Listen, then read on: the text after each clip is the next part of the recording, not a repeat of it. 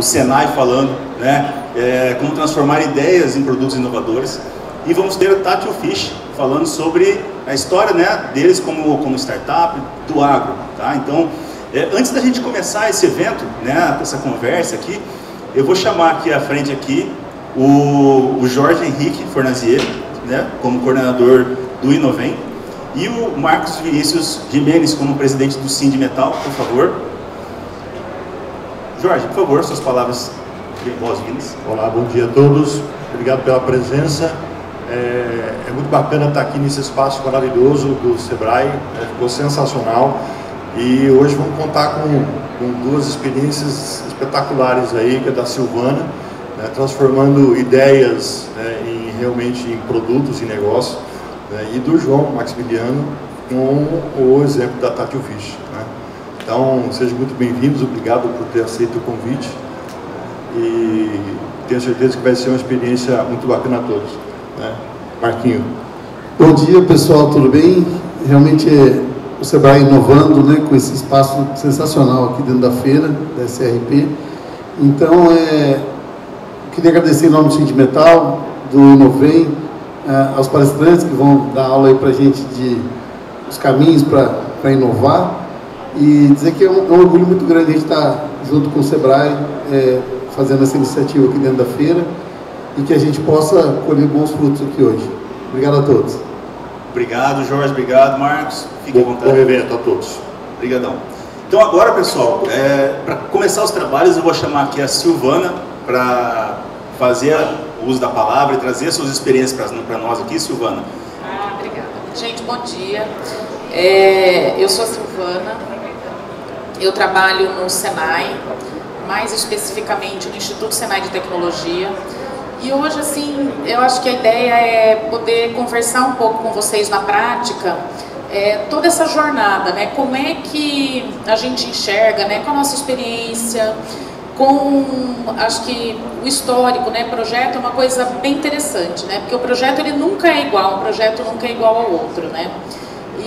E a nossa experiência realizando projetos, ela acaba sendo pra gente, acho que o maior... talvez o maior ativo para qualquer organização. Então esse ativo, esse histórico faz com que a gente possa construir esse conhecimento, né? Como é que eu posso sair de uma ideia para chegar num produto inovador, e é sempre por meio de um projeto.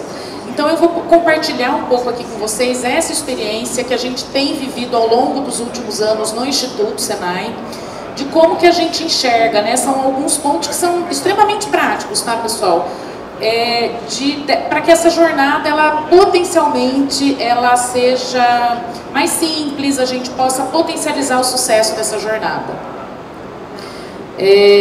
Eu quero explicar um pouquinho, né, o que é o Senai, como é que a gente está estruturado para você. Vou roubar aqui 5 minutos até para você. Eu só não sei se eu estou ficando muito na frente da apresentação. Melhor eu descer? Tá tranquilo? Mas para vocês entenderem como é que é a nossa estrutura e entenderem como que a gente adquiriu essa experiência, por que a gente traz esses pontos de atenção para hoje, né, para esse tema em específico. Então hoje o nosso instituto aqui, de todos nós, né, aqui da nossa região de Londrina, ele é um instituto que faz parte de uma rede maior de institutos de tecnologia, são 65 institutos de tecnologia, 26 institutos de inovação. Então, o que é interessante entender é que a gente faz parte dessa rede maior de institutos, então é uma rede e sempre que a gente fala de inovação, esse é um ponto crucial. Eu quis começar por aí, porque as parcerias, o capital relacional de qualquer organização, ele é fundamental quando a gente pensa em inovar. Ninguém inova sozinho, a gente nunca tem dentro da nossa organização tudo o que a gente precisa ou todos os conhecimentos que são necessários. Então, você estar situado numa rede, num ecossistema, e aqui hoje a gente sabe que as empresas já têm esse exercício bem trabalhado, né? Porque só o fato de fazer parte da Inovem, de fazer parte de todo esse contexto do ecossistema de inovação de Londrina, já é um ponto super positivo. Então esse é um ponto importante e que deve ser observado, tá? A gente aqui no Instituto faz parte dessa rede, obviamente, de todo o ecossistema de inovação nacional e assim, com muito orgulho aqui da nossa região também. Eu até esqueci, eu ia colocar ontem, esqueci de colocar um negócio muito bacana que a gente acabou de ser homologado para a ANP também, tá? Então hoje o Instituto, a gente é Instituto de TIC desde 2013. Enfim, a nossa infraestrutura está ali no Senai, acho que a maioria de vocês já teve a oportunidade de conhecer, quem não teve, super convidado. Então a gente tem uma estrutura ali na Rua Belém, uma estrutura ali também no Hub, tem um Hub de inteligência artificial que fica ali na Madre. Então a nossa estrutura está dividida entre esses dois pontos, essas duas localidades. A gente pode trabalhar com ISS tecnológico, de novo, né, parceria, envolvimento no ecossistema. A gente usa também e trabalha com recursos da lei de informática. Nós somos um agente Softex, né, somos homologados pela Softex, também agente Softex. Nós somos, ali credenciamento MCTIC é por causa dos projetos de lei de informática. E nesse último mês de fevereiro, se eu não me engano, a gente também foi credenciado para executar projetos pela ANP, que é a Agência Nacional do Petróleo. Aqui um pouquinho das fotos, enfim, é só para vocês conhecerem um pouco da nossa infraestrutura. Hoje, a gente tem um hub de IA, uma fábrica de software, um birô de testes e qualidade de software, um laboratório de eletrônica, laboratório de automação em rede, que trabalha muito coordenado com de eletrônica, um laboratório de experimentação industrial, um laboratório de calibração de instrumentos de medição, tá, pessoal? E aí aqui era onde eu queria chegar, né? Essas são as competências em que a gente atua, né? A gente trabalha basicamente com competências relacionadas às TICs, né? Que são na verdade dois grandes pilares hoje, que são as TICs e os sistemas embarcados, eletrônica. Dentro das TICs a gente atua com N situações e jornadas que estão relacionadas à engenharia de software, gestão de serviços de TI. Mas basicamente o CERN está ali na engenharia de software, então a gente trabalha com desenvolvimento de sistemas que sirvam, né, para inovar dentro do processo, do produto, das empresas. A gente não trabalha com pesquisa básica, é sempre pesquisa aplicada.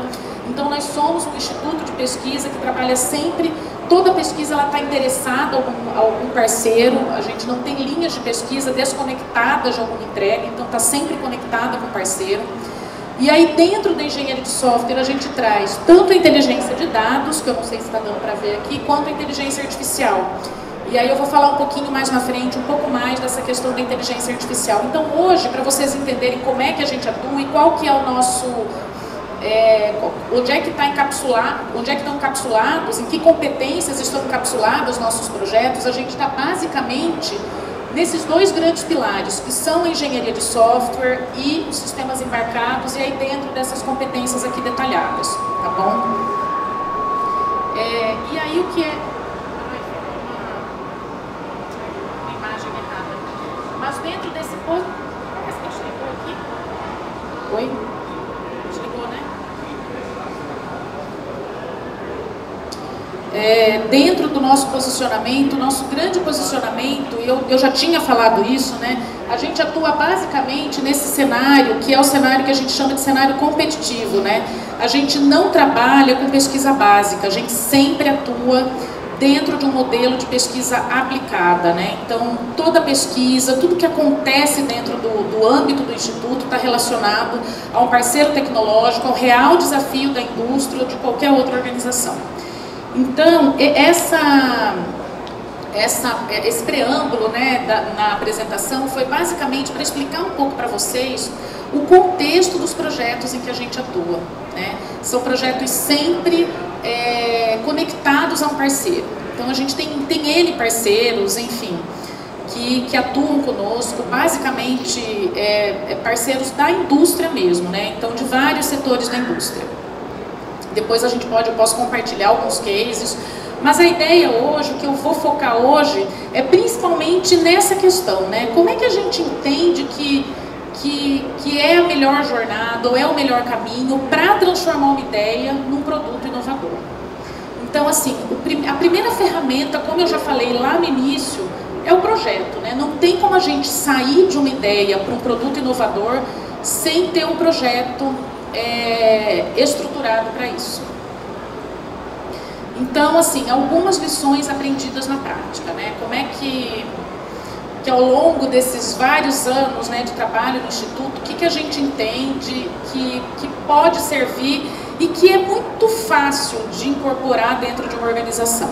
Então, primeira coisa, quando eu tenho uma ideia de um novo produto ou serviço inovador, a primeira coisa que eu preciso entender e eu preciso responder para mim, enquanto gestor, ou gestor do produto, ou gestor de processo, ou gestor da organização como um todo. Qual é o modelo de negócios? Qual é a proposta de valor? O que esse produto inovador vai trazer para a minha organização e para o usuário? Se eu não souber responder isso, eu preciso parar, pensar, para tentar responder antes de começar qualquer iniciativa.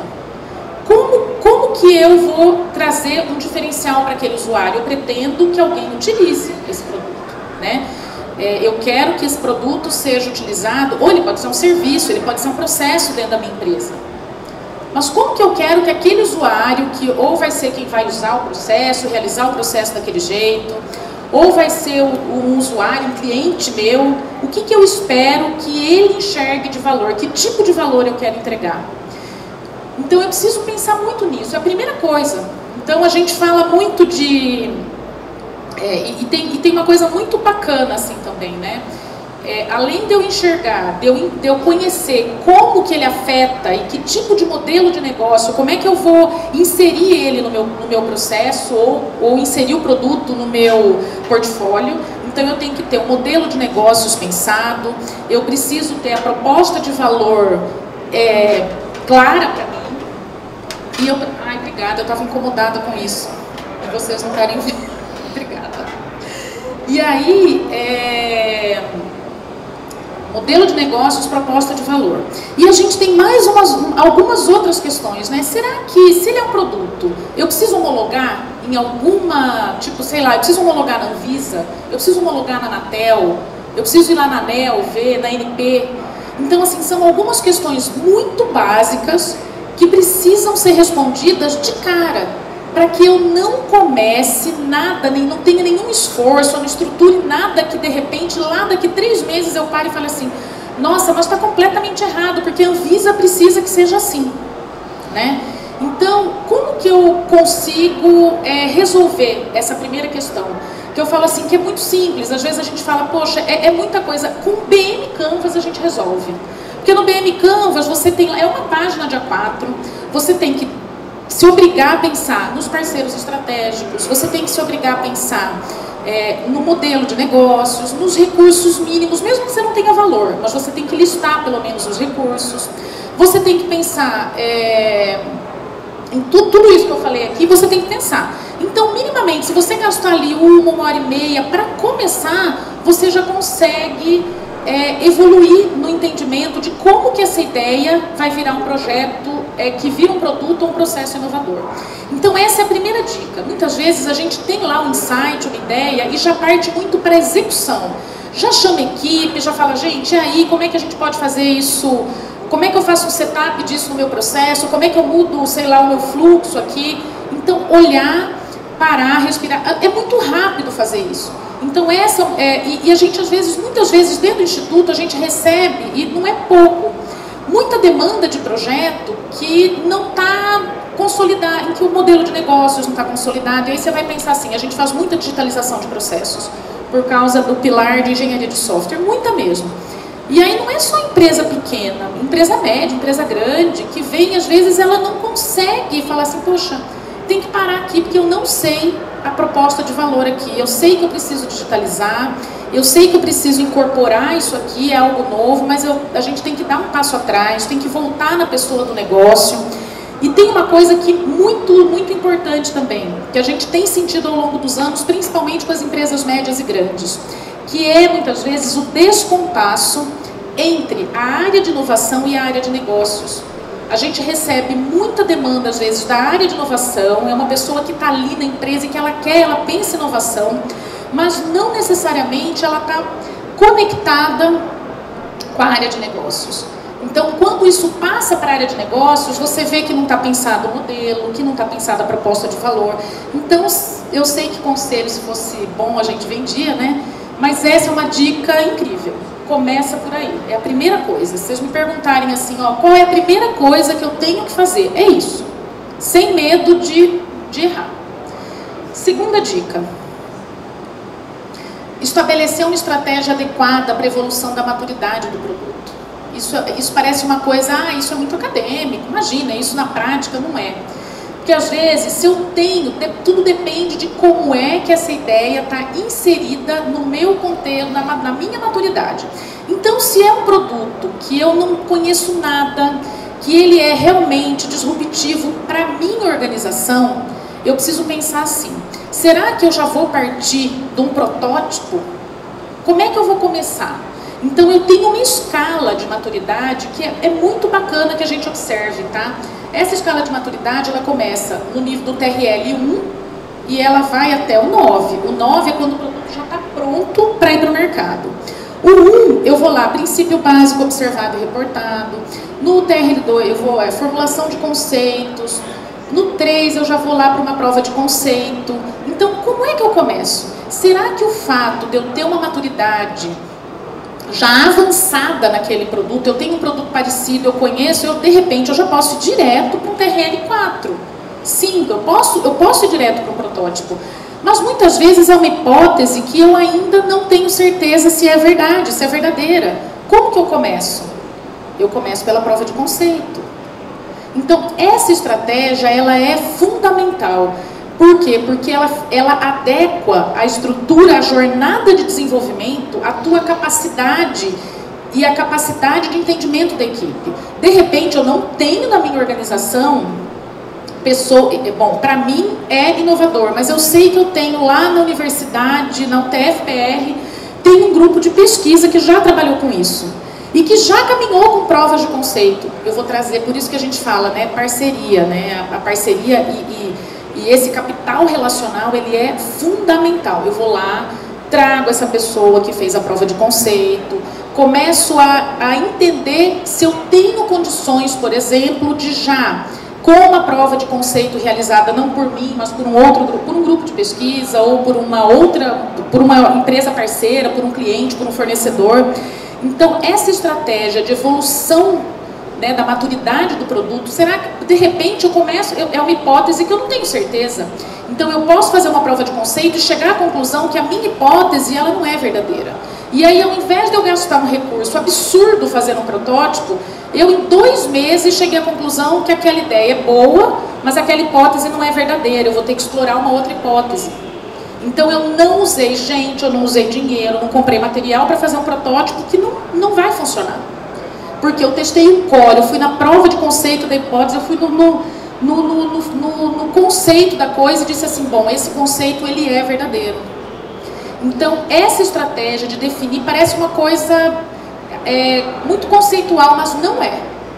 É a gente poder olhar e falar assim, como é que eu evoluo? E aí, ó, a gente pode evoluir, e eu trouxe alguns conceitos aqui, o que é prova de conceito, né? O que é um protótipo, o que é um MVP. Então, a prova de conceito é para eu basicamente testar. Essa hipótese, ela é verdadeira? Ok, ela é verdadeira, eu sigo e vou para um protótipo. Então, o protótipo, eu tenho que dizer o seguinte, usuário, é isso aqui que você está enxergando, que eu estou enxergando? Eu estou conseguindo mostrar para o meu usuário que a minha proposta, ela é entendida, a minha proposta é de valor, porque eu tenho que ter já entendido o que eu quero entregar, que tipo de valor eu quero entregar. E aí, por último, eu já entro na questão do MVP, que é o mínimo produto viável. Eu já estou com coisas com funcionalidades atendendo ao que eu espero. Então, eu evoluí. Eu testei aquela hipótese, a hipótese é verdadeira. Muitas vezes em 1 mês, em 2 semanas você faz uma prova de conceito. Em 3 meses, em 2 meses, dependendo da complexidade.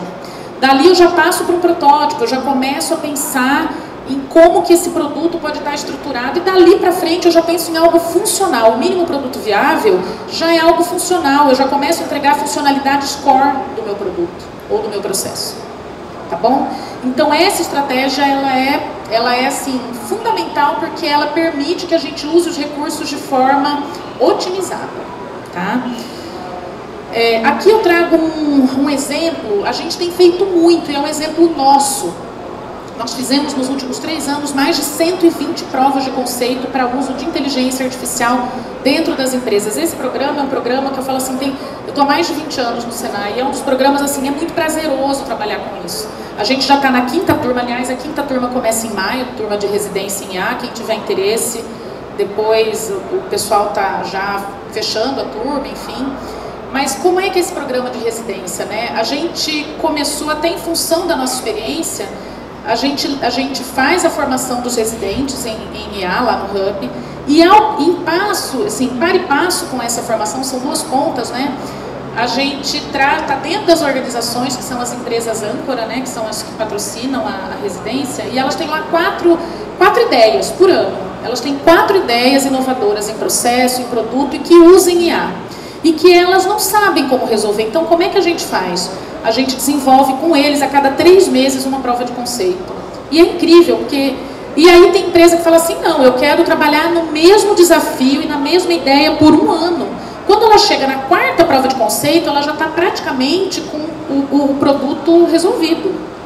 Né? Então, é escalar isso, né? Criar essa jornada de ampliação da maturidade do produto usando, e eu quis trazer o exemplo da residência porque é possível, né? A gente faz, você vê, a cada 3 meses uma prova de conceito está ali, redondinha, tem empresas que usam já nos seus produtos, nos seus processos, elas podem evoluir, então é um modelo interessante que deve ser incorporado por todo mundo, porque otimiza o uso tanto de recurso financeiro quanto humano, e a parceria é tão importante nesse processo, quanto em qualquer outro processo de inovação, porque a gente pode incorporar conhecimentos que não são necessariamente nossos para acelerar esse avanço da maturidade do nosso produto inovador.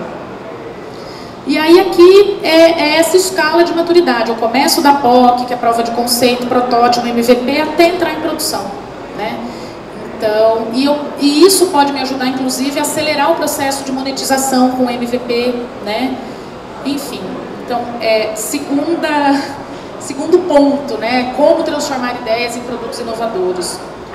Pensar numa estratégia de avanço, de evolução da maturidade do produto, começando pela prova de conceito, tá bom? E aí, eu tenho um terceiro ponto, que ele é fundamental, né? Quando a gente começou, né? Quando eu comecei, a primeira coisa que eu falei foi que não tem como sair de uma ideia e ir para um produto inovador sem realizar um projeto. E o projeto, ele é um evento único, cada projeto ele é único, ele tem um início, ele tem um fim, ele tem entregas que são específicas, e por isso é difícil gerenciar projeto. Essa é o grande desafio.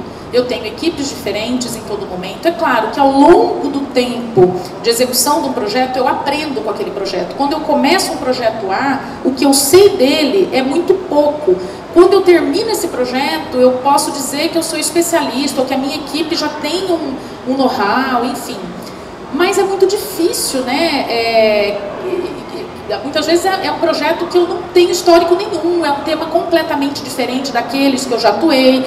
O meu capital relacional não foi capaz de trazer parceiros, ou não tem parceiro que já tenha, que tenha conhecimento para agregar o meu projeto.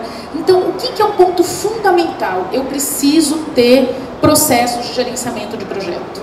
Eu preciso ter, no mínimo, uma estrutura analítica, uma equipe engajada, um gestor. Não precisa ter um PMO, gente, não preciso ter mas eu preciso ter uma estrutura mínima de gestão desse projeto, de monitoramento, né? Então, isso é fundamental, porque se correr solto, sem essa dinâmica de gerenciamento, o potencial de insucesso é muito grande, né? Então, a partir do momento que eu tenho clara a minha proposta de valor, o meu modelo de negócios, eu entendo aonde eu quero chegar, eu sei qual é a minha jornada, como que eu vou evoluir na maturidade do meu produto, eu vou colocar a mão na massa e eu preciso ter minimamente um modelo de gestão desses projetos, tá? E aí, assim, eu vou mostrar para vocês, isso é o que a gente faz lá na fábrica, tá? De software, por exemplo. Então, hoje esse é o ciclo da nossa fábrica de gerenciamento de todos os projetos. A gente mistura Scrum, que é um método ágil, com um método convencional. Então, esse lá na fábrica, como a gente trabalha para projetos de software, para projetos de eletrônica. Vou passar aqui. Então, a gente trabalha com início, que é kickoff, análise de pré-requisitos, aí a gente tem planejamento, eu tenho protótipo 1, protótipo 2 e entrega. Então, o ciclo de vida, o que é legal? Ter um ciclo de vida padrão. Nós definimos para os projetos de software um ciclo de vida, para os projetos de eletrônica, esse ciclo de vida. E esse ciclo de vida, ele caminha dentro lá das dinâmicas que a gente estabelece. Tá? Então, eu estou mostrando aqui basicamente o ciclo de vida de 2 tipos de projetos nossos lá no Instituto. Bom, em resumo, né, no desenvolvimento de um produto, o sucesso, né, no desenvolvimento de um produto inovador depende do quê? Se ter uma visão clara do valor que aquele produto deve gerar e do modelo de negócios mais aderente às estratégias e à cultura da organização. E tem uma coisa muito bacana, a gente nunca pode deixar de conectar a aderência do projeto à estratégia da empresa. Mesmo que a empresa não tenha um planejamento estratégico, mas tem que estar coerente com o que eu quero para o meu futuro, né? Estabelecer uma estratégia evolutiva de maturidade do produto que permita ganhos rápidos e agilidade na tomada de decisão. Então eu saio da POC rapidinho, já vou para um protótipo. Então eu tenho uma evolução, esses ganhos são rápidos, eu enxergo isso, eu não fico um ano para chegar no resultado do negócio, isso aqui não vai dar certo. Então esses ganhos rápidos, eles são uma injeção de ânimo na equipe, é muito bacana poder trabalhar assim. E manter processos de gerenciamento de projetos que sustentem o desenvolvimento da inovação. Então, que inclui processos de gestão da inovação, à medida que a empresa ganha maturidade, no gerenciamento do projeto, enfim. Então, de acordo assim, com a nossa prática, com a nossa rotina, esses 3 pontos, eles são pontos fundamentais para que a gente possa sair de uma ideia e chegar num produto inovador com um potencial de sucesso muito maior. São coisas simples que a gente consegue, com a equipe que a gente tem, fazer acontecer. É isso. Obrigado, Silvana. Agora, gostaria de chamar aqui o João para falar sobre o case da Tátil Fish. Por favor, João. Qual que é seu?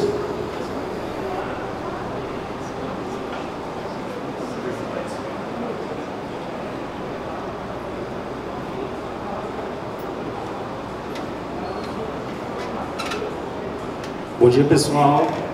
Eu sou o João Maximiliano Marcondes, fundador da Tátil Fish, cofundador da Tátil Fish, junto com o Luiz. E agradecer a oportunidade de estar aqui compartilhando um pouquinho com vocês a nossa caminhada na inovação aí. Bom, a Tátil Fish, ela é um projeto que nasceu no Hackathon de 2017 aqui no parque. Naquela oportunidade, o tema do Hackathon era agricultura de precisão, tá? Então, se falava muito de sensoriamento, de leituras pontuais, de ligar e desligar bico de pulverizador baseado exatamente ali no ponto que precisa. E nesse Hackathon surgiram várias ideias e várias possibilidades aí. A gente conseguiu conversar com bastante gente que tinha noção desse tipo de trabalho. E nessa oportunidade alguém comentou assim: ninguém vai fazer nada com peixe? E aí eu e o Luiz erguemos a mão e falamos: o que precisa aí? E aí a gente, conversando com os piscicultores, a gente detectou que havia uma carência muito grande de monitoramento automatizado, tá? Mais para frente eu vou explicar como é que o pessoal faz e como é que a gente está fazendo agora, tá? E aí a gente foi bem no Hackathon, e aí o projeto acabou sendo acelerado pela Sociedade Rural, incubado pela Intuel e investido por um grupo de investidores aqui de Londrina, a Smart Valley. E para que tudo isso, para que a gente chegasse hoje e ter um produto que está revolucionando a piscicultura no Brasil, a gente precisou de muito apoio, tá? Principalmente da Aquabel, aqui de Rolândia, que abriu as portas para a gente fazer os primeiros testes, né? A Copacol, que abriu as portas dos seus integrados para a gente começar as primeiras POCs, a Cevale e o Senai e o Sebrae com todo o apoio de desenvolvimento. Muita coisa a gente desenvolveu junto, né? A eletrônica, tá? E No ano passado, a nossa startup ela foi considerada uma startup referência aqui no norte do estado, no Startup Conecta 21. Bom, para a gente começar o processo de inovação, a gente começou a pensar assim, em que mercado que a gente vai atuar. Então, por que trabalhar com piscicultura, né? Então, para vocês terem uma ideia, o Brasil produziu aproximadamente 802 mil toneladas de pescado em 2020, tá? Dados da Peixe-BR, do anuário da Peixe-BR. 60% disso é produção de tilápia. A cada 10 peixes no Brasil, 6 são tilápias hoje, na produção comercial. O Paraná, ele lidera a produção de pescado no Brasil. 34% da produção de tilápia é paranaense, o que dá aí 166 mil toneladas de peixe. Como é que funciona a criação de tilápia? Às vezes você vai no mercado e não entende por que a tilápia é tão cara, né? Ou por que o pescado é caro. Então eu achei legal eu explicar para vocês mais ou menos como é que funciona a produção. Bom, a tilápia, ela começa com a parte de alevinos, tá? Ela coloca os ovos num ninho que ela faz, o macho vem, fecunda o ovo e a tilápia pega o ovo na boca e se esconde. Então, nesse processo de cultivar tilápia, é preciso ter um processo de manejo, que vai pegar o ovo da tilápia, tirar, depois ele vai passar para uma incubadora, que vai tratar esses ovos, esterilizar, e vai colocar em recipientes para eles eclodir. Depois da eclosão, é preciso fazer a sexagem. Então você dá um alimento para virar ou macho ou fêmea, dependendo do que você precisa. E depois esse peixe vai para esses tanques redes aqui, para ele crescer um pouquinho. Então, no processo, você tem esse produtor de alevino, que ele é especializado em fazer isso. Depois esse peixe, ele tem aproximadamente aí uma grama, 2 no máximo, tá? Ele vai para um próximo produtor que é especializado no juvenil, que ele vai pegar o peixe de 2 gramas e vai entregar um peixe de 50 gramas. Por que ele fica, é um produtor à parte? Porque você tem um volume muito grande de peixinhos por um açude muito grande. Então não compensa você pegar 1000 peixes que vai caber num saquinho e colocar num açude de 10 mil metros, os passarinhos vão comer, não adianta. Então esse produtor se especializou em pegar esse peixinho em tanques especiais protegidos contra predadores e para trazer o peixe com 50 gramas. Depois ele vai para um próximo produtor, que é um produtor de engorda. Então ele vai via transporte, ele entra num açude grande já, e já com um tamanho que o predador não consegue pegar ele. E aí você tem a fase final de engorda, que daí entre 900 e 1,1 kg para o abate da tilápia. Então a gente tem esses 3 produtores. E aí algumas curiosidades. O alevino, uma tilápia pode botar de 160 a 1.600 ovos, a depender do tamanho e da idade. O juvenil, normalmente você trabalha com de 50 a 100 peixes por metro. Então é uma densidade bem grande. Se você pegar a engorda, no Paraná, nas cooperativas, que é o carro-chefe nosso, eles trabalham com 8 peixes por metro, mais ou menos.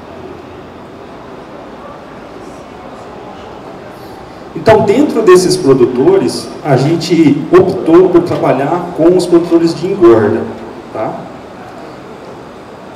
Mais ou menos é um alojamento de 80 mil peixes por hectare, hoje, tá? O forte nosso é a integração, então eu estou usando os dados da integração. Você faz um alojamento do peixe no açude, periodicamente você tem que fazer a biometria, você tem que medir o peixe para saber quanto que ele está crescendo, né? Você tem que tratar essa água contra problemas de amônia, nitrito e nitrato, e aí você vai despescar o peixe lá no final do ciclo. Então, por curiosidade, hoje um produtor de integração ele está recebendo aí em torno de R$ 1,35 por quilo na integração, livre de custos de ração e de técnicos. Tá? O que dá mais ou menos aí uns R$100 mil por ciclo por hectare. Tá? Isso aqui foi o que a gente identificou antes de começar a fazer o nosso projeto. Tá? O que o produtor tem que fazer diariamente? Ele tem que trabalhar a aeração diurna e noturna. Então, o peixe, ele vive no meio aquático. O meio aquático, ele tem a produção de fotossíntese durante o dia. Então, durante o dia, você tem uma adição de oxigênio na água. Quando chega a noite, o processo de fotossíntese, ele reverte isso aí. Então, o peixe e as algas consomem oxigênio do açude. Tá? Então o produtor ele tem que ficar muito ligado nisso aí, porque se faltar oxigênio, os peixes vão morrer. E aí a gente está trabalhando numa densidade muito grande, 8 peixes por metro. Para não precisar cuidar, teria que ser 1,5 peixe, no máximo 2. E mesmo assim pode ter problema. Então, para vocês terem uma ideia, são 8 vezes quase mais do que o que naturalmente seria o real. E aí você tem que cuidar também da alimentação. Tá? A alimentação da tilápia, ela é um peixe de sangue frio, então ela está totalmente ligada à temperatura da água. Tá? Então, todo mundo deve ter escutado um dia ou outro que quando está frio o peixe a gente não pesca. Né? Então é porque ele não sente fome mesmo, o organismo dele está no modo lento, vamos dizer assim, e aí tem toda a dificuldade de alimentar. Por que alimentar é um desafio? Porque você precisa ter uma otimização do trato para que o peixe engorde o máximo possível com uma melhor taxa de conversão. Então a gente quer que o peixe engorde rápido, mas gastando pouca ração. Tá? Existem casos aí que chega a 1 para 1. 1 quilo de ração consegue tirar 1 quilo de proteína. Então a tilápia ela é bem competitiva, ela é um peixe bem com apetite voraz e ela é canibal. Se faltar comida, ela uma come a outra. Então ela é um peixe bem agressivo.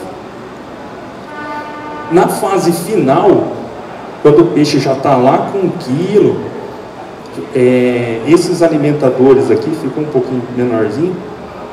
Esses alimentadores chegam a tratar mais de 1 tonelada por dia. Um açude desses de 80 mil, com 80 mil peixes. Tá? Então é um processo bem assim, bem arrojado.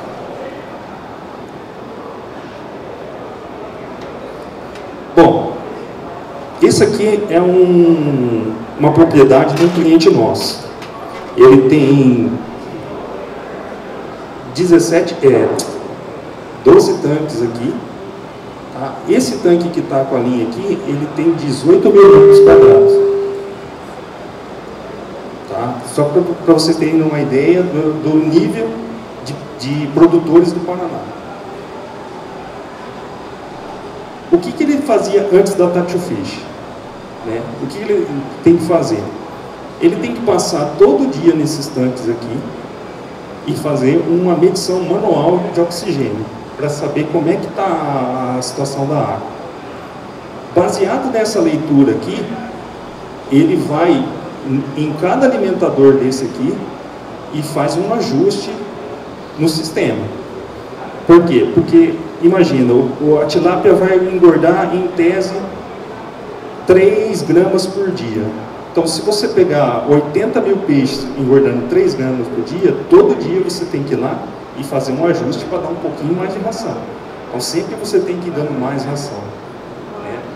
Então, ele precisa medir isso uma vez por dia, pelo menos, ajustar o alimentador e ajustar o sistema de areação. Aqui é relativamente simples, ele tem que ir lá num timer e mudar o horário que vai ligar. Conforme o peixe vai engordando, vai faltando oxigênio no tanque, ele precisa aumentar a aeração. Então, normalmente, ele deveria fazer isso uma vez por dia. Além disso, ele tem que recolher os peixes mortos. Então, é muito normal, é uma quantidade muito grande de peixe.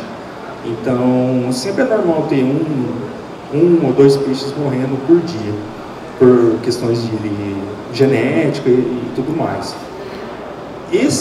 O caseiro desse produtor aqui, ele já mediu, ele anda mais de 28 km por dia para fazer isso aí. Então, é um esforço muito grande, com uma chance muito grande de fazer errado. Porque você até consegue medir esse aqui bem, mas quando você chega nesse aqui, a chance de você estar fazendo alguma coisa errada é muito grande. Tá? Lembrando que só essa parte aqui tem mais de 60 metros. Então ele vai, mede. Então essa é a dor que o piscicultor tem. Tá? E aí, o ideal é você tentar ofertar a ração para ter o melhor peso diário, o melhor ganho e a melhor conversão sem desperdiçar. Você precisa acionar os aeradores de forma eficiente, porque se você acionar muito tarde, o peixe vai estressar, vai ficar sem oxigênio, daí ele não vai comer bem, e aí você vai ter um peixe que vai ficar mais tempo no açude. E qualquer atraso que tiver pode ser fatal. Por quê? Porque se você entrar muito tarde com a aeração, vai faltar oxigênio no final da manhã e se faltar muito é questão de perder peixe assim, toneladas em questão de minutos. Então é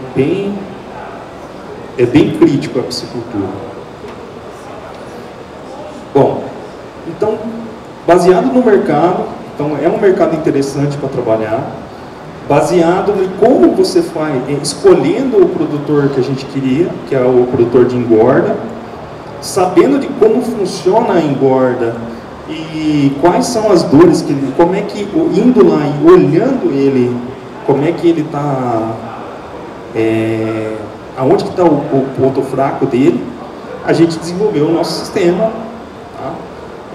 Não foi do dia para a noite, a gente passou 2 anos desenvolvendo, para depois 1 ano tentando comercializar.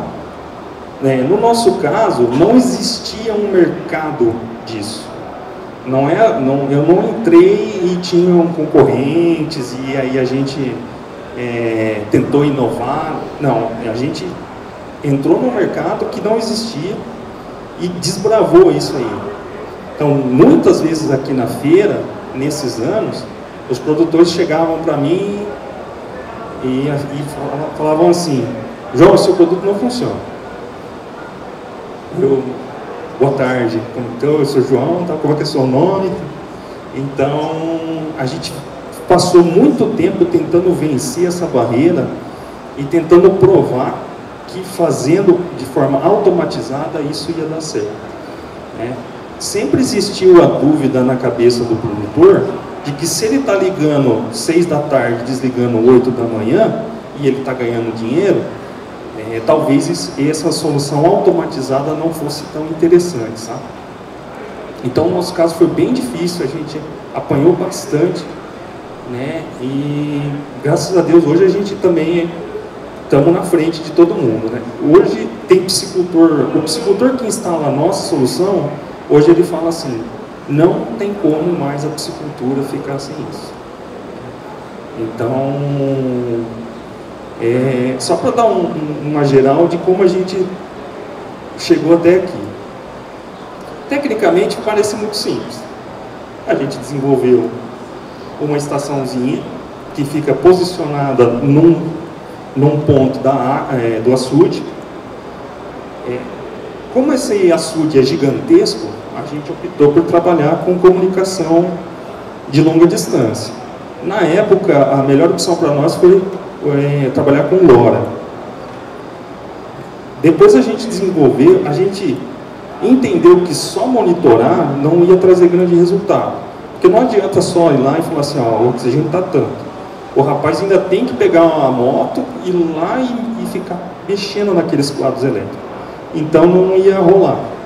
Então a gente desenvolveu um módulo de automação industrial para fazer isso automaticamente. E a gente percebeu nas conversas e nas análises que o piscicultor, ele vira um zumbi do açude. Ele vai de noite, ele não consegue dormir, ele não consegue ir na missa, não consegue fazer nada. Porque ele fica lá olhando para ver se o aerador dele ligou. Se faltar um aerador, pode ser trágico. Então, de largada, a gente pensou, não dá para ficar com esse sistema sem um aplicativo no bolso do produtor. Então, a gente desenvolveu essas três partes da solução.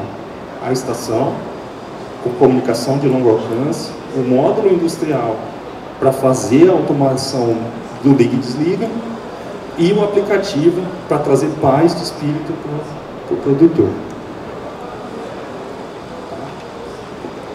Aqui um pouquinho dos resultados que a gente já tem com a TatiFish. Tá?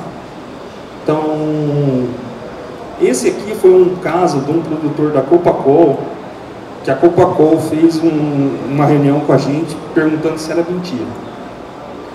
Tá? Esse produtor aqui, ele economizou 10 centavos por quilo produzido em energia. Tá? Então ele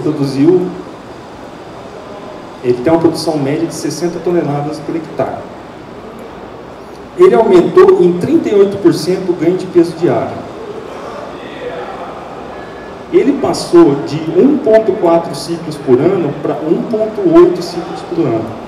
Quer dizer que ele saiu de 87 toneladas para 109 toneladas. Então, se você pegar lá 1,35 e multiplicar, você vai ver que ele ganhou lá, ele ganhou mais do que ele investiu com o nosso sistema. Então, só de ganho de produção naquele ano, pagou o sistema. Tá? O que dá 25% na produção. E na parte de arraçoamento, automatizando a alimentação e fazendo o cálculo na hora e dando aquele gásinho todo dia, sem precisar ir lá e todo dia regular o alimentador, a gente conseguiu uma redução de 7% no desperdício de ração, o que resultou em 18 centavos por quilo produzido. Então, se você pegar os 18 centavos e os 10 centavos e somar no 1,35, você vai ver o resultado que ele tem. E é exponencial, porque é muito peixe produzido. Né?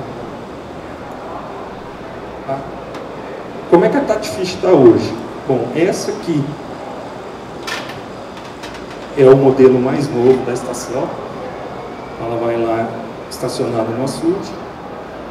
Um módulozinho industrial vai junto do quadro elétrico. Tá?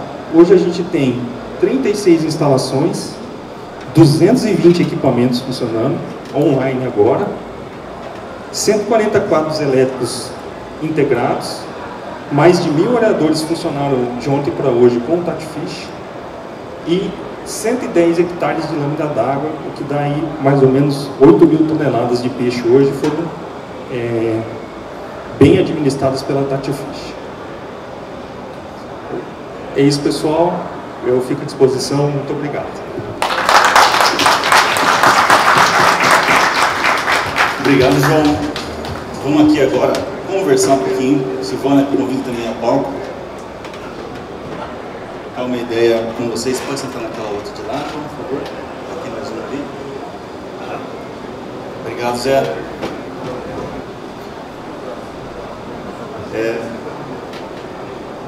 A Flávia vai pegar um microfone para a gente poder passar aqui para vocês, tá?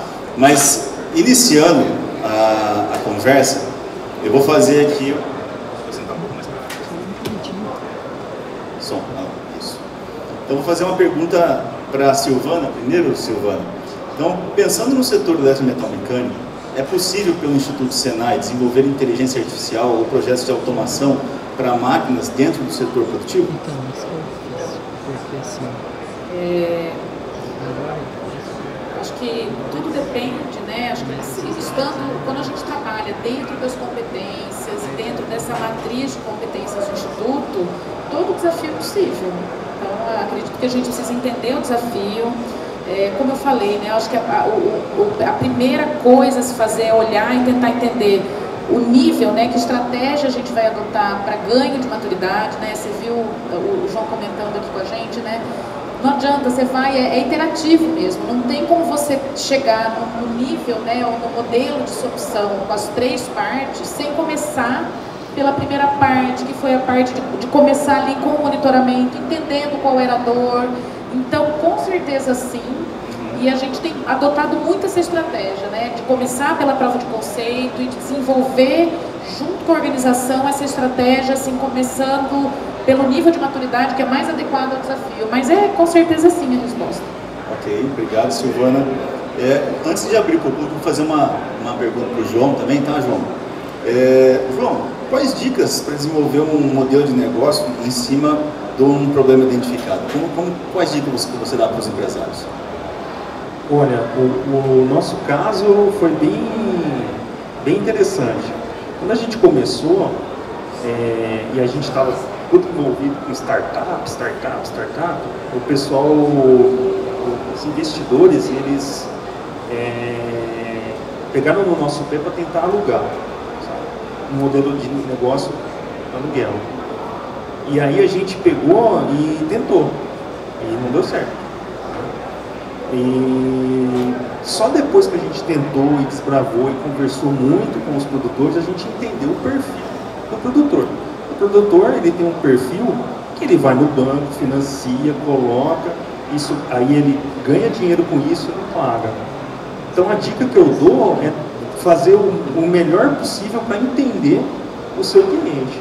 Como que ele já compra as coisas dele, como que ele compra as coisas parecidas com a sua, para você entender o perfil dele. E a partir daí, você tomar essa decisão. Como fazer. Não, bacana, isso liga muito com o que a Silvana falou, entender um pouco melhor o seu cliente, né, antes de você montar o seu próprio modelo de negócio, faz total sentido. Já temos uma pergunta aqui, né? Sim. Bom dia pessoal. Parabéns João, parabéns Silvana, foi muito legal, viu? A gente teve um monte de insights aqui e eu gostaria de perguntar para a Silvana, dentro daquilo que ela falou, vejo que você trabalha bastante na estratégia do negócio, né, para se orientar bastante isso aqui. O Senai tem hoje aqui, para empresas que já estão inovando, que já tem alguns protótipos em andamento, tem algum tipo de consultoria que a gente poderia fazer, alguma parceria, para ajudar nessa aqui, que já está numa etapa, não diria que nem muito avançada, mas também não está, já está passando do protótipo para... Vocês conseguem, a gente consegue adaptar isso para você, vamos dizer assim, fazer o ciclo completo daquilo que você está falando para a gente fazer isso virar um negócio? Então, a gente tem trabalhado muito com mentoria, Paulo, bastante. Porque aí, muitas vezes, a empresa vem, ela está com uma parte do protótipo, ou ela desenvolveu a prova de conceito, mas ela seguiu por uma jornada que não deu certo, ela não sabe aonde que ela errou ali, ou ela quer. Então, a gente tem trabalhado muito, quando a gente não trabalha um projeto, por exemplo, iniciado, da forma plena ali, com o Instituto, a gente trabalha muito com mentoria, tem dado muito certo, em várias situações, porque daí a gente pega, olha especificamente onde é que está o gargalo, por que aqui não deu certo, sei lá, é um problema de dimensionamento, é um problema de estratégia, ou a hipótese foi formulada errada, ou eu pego aquele protótipo, faço um teste, estresso ali em bancada, ou a gente monta um ambiente relevante, sabe, assim, dá em cada etapa, com certeza dá para fazer. E a gente tem feito muito isso no modelo de mentoria. pega e tenta enxergar onde é que aquilo travou, ou onde é que eu preciso, talvez, de uma injeção de conhecimento externo para acelerar dentro da empresa o processo de inovação. Eu diria assim, faz parte de vocês ajudaria na mentoria de um plano de negócio mesmo. Seria... Poderia ser também. É isso aí. Tanto na parte técnica, quanto na parte de estruturação de toda essa estratégia, enfim, se for necessário também. Então, com certeza sim. O que eu quero dizer assim, que dá para fazer isso tanto na parte da estrutura analítica e de estratégia do projeto, do plano, quanto também, sei lá, eu estou com um projeto ali, eu tenho casos de projeto que a pessoa começou, que a empresa começou, mas travou numa parte da pesquisa mesmo, sabe, Paulo? De destravar ali, de pensar numa técnica nova, isso também dá para fazer. Tá, agora deixa eu aproveitar, já que eu estou com o microfone, João, quando você fala metro quadrado, é parte por metro lâmina d'água, né? Tem uma profundidade específica para isso, ou o volume d'água não é pode ser uma lâmina d'água pequena ou não? Você tem uma profundidade padrão? Na engorda, no juvenil tem a profundidade ideal. Não pode ser muito fundo, porque senão ao manejo você não consegue trabalhar com peixe. Tem que ser uma profundidade que as pessoas entram. Na engorda, quanto mais fundo o açude, melhor para as outras variáveis do açude. Por exemplo, amônia. Então o peixe come e ele defeca no mesmo ambiente. Então essa barrigada dele, vamos dizer assim, ela vai indo para o fundo do açude. Quanto mais fundo for, menos problema você vai ter. Tá? Também não pode ser muito fundo, porque a fotossíntese ela trabalha ali de acordo com a turbidez da água. Então isso dá aí mais ou menos 1 metro, o sol consegue penetrar. Então depois de 1 metro não tem oxigênio, o sol não está fazendo efeito. Então se você tem um açude muito fundo, a hora que você liga o aerador, aí ele puxa a água de baixo e joga uma água sem oxigênio para cima. E aí você dilui um pouco de oxigênio que você tem. Normalmente eles trabalham com 4 metros no final do açude. Então ele começa raso e termina com 4 metros. Jorge, por favor. Bom, parabéns, Silvano. Parabéns, João. A Silvana acho que vai disponibilizar essa apresentação para a gente quando vem. Legal. São passos muito importantes para que a gente possa olhar, né, dentro da nossa empresa lá. Ô João, me diz uma coisa, só tem esse sistema para água doce ou tem para água salgada também, para criadouros coisas de água salgada? Outra coisa, a venda aqui no Paraná, ela é exportada para outros estados, se vendida para outros estados, ou o que é produzido aqui fica aqui? Ou seja, qual que é o tamanho desse mercado que você tem, além de água doce e salgada, e também em termos de volume de produção aqui, existe uma característica, você produz mais no Paraná, mais no interior do estado de São Paulo, como que funciona isso? O equipamento, quando a gente fez ele, a gente já sabia que poderia acontecer muita coisa. Então, do jeito que ele está hoje, a gente pode pôr uma sonda que trabalha na água salgada, uma sonda que trabalha nas duas, ou só na água doce. Então fica genérico, né? Depois da tilápia, o camarão é muito interessante, e eles fazem o cultivo em água salgada, porque daí o valor agregado do camarão é muito mais alto. Então sim, é possível trabalhar com água salgada. A exportação, 4% da produção de pescado do Brasil é exportado apenas. Tá? Então, é muito pouco. O mercado nacional, praticamente o que a gente produz vai para o mercado nacional. E o Paraná, ele é mais do que o dobro de produção de pescado do que o segundo colocado, que é o São Paulo. Então, está bem concentrado aqui, a produção geral. Bacana, João, obrigado. Mais alguém, pessoal? Levanta o braço que a Flávia leva o microfone. Por favor, diga o nome, empresa e fazer pergunta.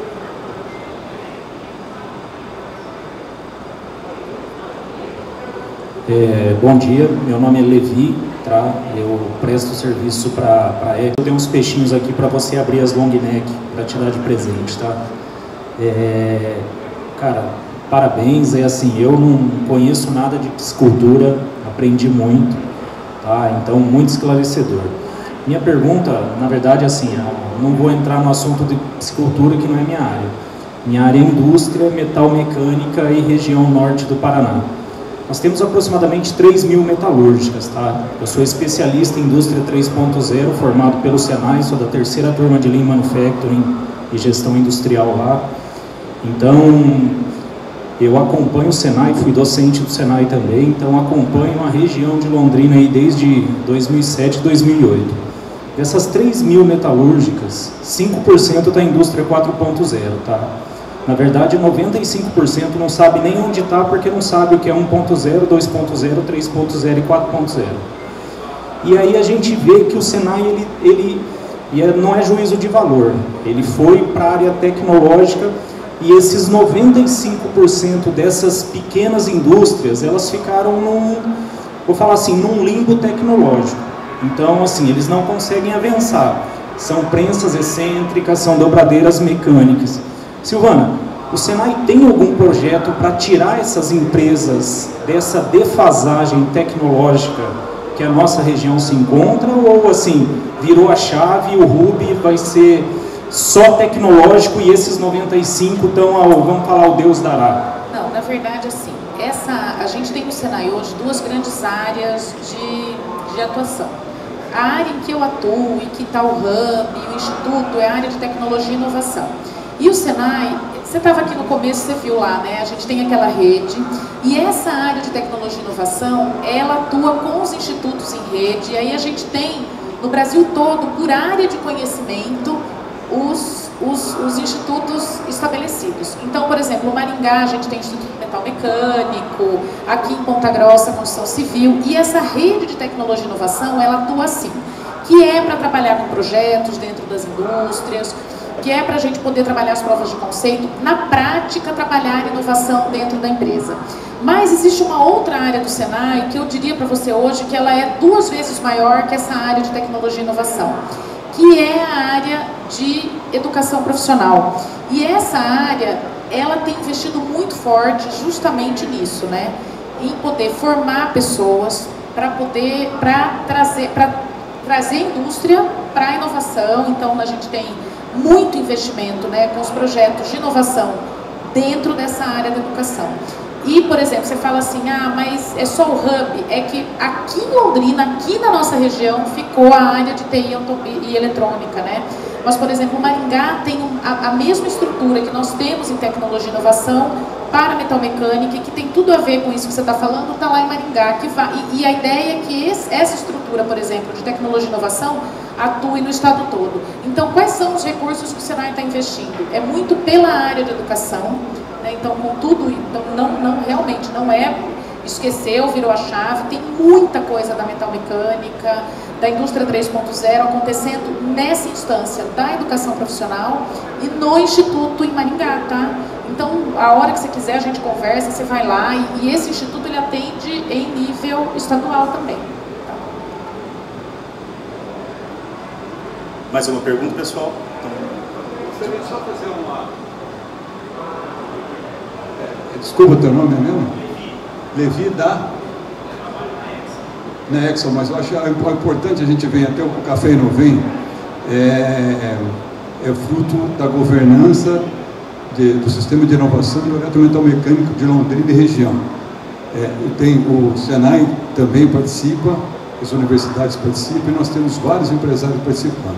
Talvez uma das principais funções que nós temos que trazer para as empresas da região é que realmente a gente possa sair desse limbo. A gente já fez mapeou as indústrias daqui, você tem toda a razão. Eu diria até que você está sendo bastante otimista quando você fala que nós temos 5% da indústria 4.0. Nós não achamos esse número, e não, o Brasil não tem isso, tá? Então nós estamos muito atrás disso aqui. E uma das funções nossa, como Inovem, o Jorge hoje é o nosso coordenador, é realmente trazer as empresas para isso, e nós tendo um movimento muito legal, sabe? Eu convido vocês a participarem, a conversar com o Jorge, com o pessoal, até porque nós temos falta de empresários realmente participando da nossa governança. Os institutos estão participando muito fortemente, as universidades têm. A semana passada nós tivemos um café em Inovem, que nós tivemos dentro da Tectrol, que é a nossa empresa, que nós falamos sobre essa junção de universidade com escola, que vai trazer justamente isso que nós estamos precisando trazer. Você usou o termo tirar as pequenas empresas do limbo.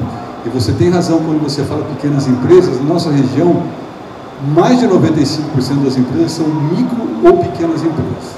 Tá? Vem participar com a gente, que seria importante vocês poderem contribuir com a gente aí, tá bom? Gostaria de complementar que o Inovem, ele faz um esforço muito grande, a nossa luta de fazer o quê? De trazer os empresários, de abrir a mente dos empresários, de fazer com que eles participem das reuniões, participem desses eventos. Então, eu também concordo plenamente com você. Essa é uma missão nossa, de trazer esse empresário para cá.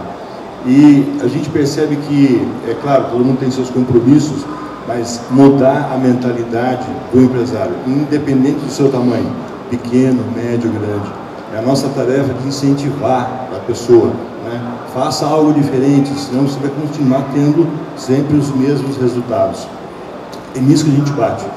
Então a gente está com um evento novo, agora no dia 12, que nós vamos fazer dentro da minha empresa, vamos fazer um evento com startups. Uma forma de fazer o quê? A Silvana falou, conexões. Nós temos que fazer conexões do quê? Do empresário, com as instituições de ensino, com as startups, incentivar esse pessoal. E fazer o empresário sair do seu local de trabalho para vir até aqui, nós temos muitos empresários aqui, não é fácil. Não é fácil. Por isso que a gente fica muito alegre e agradecido com a presença desses empresários e até de pessoas que participam de grandes empresas, que estão aqui e as empresas não se importam que eles participem, como é o pessoal do time da Padotec que está aqui. Então, o Paulo falou muito bem, conheça o Inovem, vem para dentro, ajude a gente a mudar essa mentalidade dos nossos empresários. É o que a gente precisa. E assim, só reforçar uma coisa que o Jorge e o Paulo também falaram, não dá para fazer inovação sem conexão. As parcerias, elas são assim fundamentais. Então, participar desses encontros, participar de todo esse movimento. Londrina tem uma coisa muito boa, existem governanças que se reúnem com frequência, então fazer essa conexão faz muita diferença. E seria, puxa, se todo mundo participasse, seria um outro cenário, que a gente poderia, muitas vezes, a minha dor é uma dor que é igual à tua, que é igual a...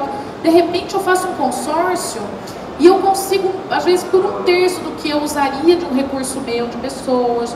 Eu posso acessar um edital, tem muito edital que é com aliança, então, claro, eu estou indo lá na frente, mas isso, hoje, assim, uma das coisas muito importantes para inovar é conexão, é parceria, eu falo muito que esse capital relacional, ele faz muita diferença no dia a dia, porque a gente nunca, é muito difícil que a gente, individualmente, dentro de uma empresa, tenha tudo que a gente precisa para fazer rápido. Então, às vezes, acelerar esse processo depende, às vezes, de um contato, sei lá, às vezes eu ligo para o professor ali que eu encontrei na reunião e falo assim, professor, eu estou com essa dúvida, muitas vezes uma dúvida de uma ligação você resolve um problema que você ficaria ali rodando sozinho, sei lá, às vezes 1 mês para resolver. Então isso é fundamental. Até, Levi, você está no grupo Rede Inovem?